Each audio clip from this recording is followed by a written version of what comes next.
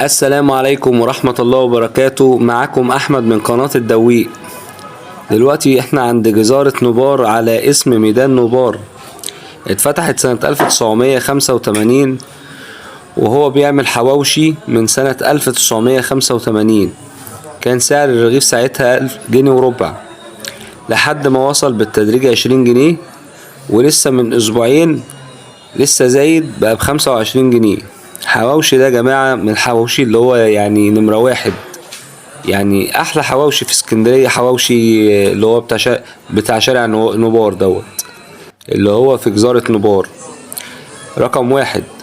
عايز اقول لحضراتكم ان انا وانا صغير كنت باجي مع والدي واخواتي ووالدتي. من وانا صغير باجي المحل دوت من ايام لما كان الرغيف ب75 قرش، وكان يعني الرغيف كان بيبقى مليان لحمة.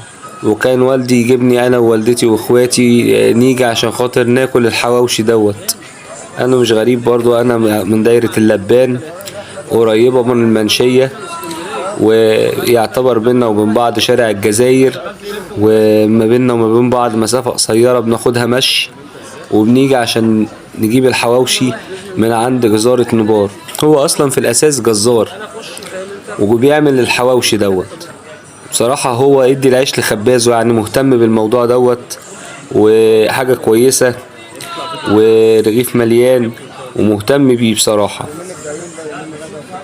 ابو شادي بيفرد الرغيف. ابو شادي ده راجل محترم، ابن المكان، شغال في المكان يا جماعة بقاله حوالي 17-18 سنة، ويعني من زمان وهو شغال في المكان. دلوقتي هو بيفرد الرغيف ويطلعه ويرصه زي ما انتوا شايفين، ويقطع العيش. كل واحد لوحده ولا عادي كل اتنين ماشي؟ بيقطع العيش ويلفه في ورق اللف دوت زي ما انت عايز يلفلك كل رغيف لوحده وكل رغيفين لوحدهم، مش هتفرق حسب طلب الزبون. وحاجة نضيفة ومضمونة، وجماعة اكلهم زي الفل.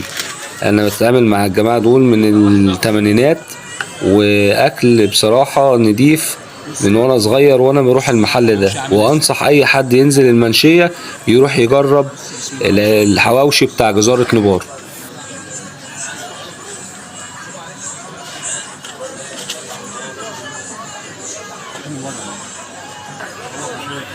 شادي شغال هنا بقالك ياما؟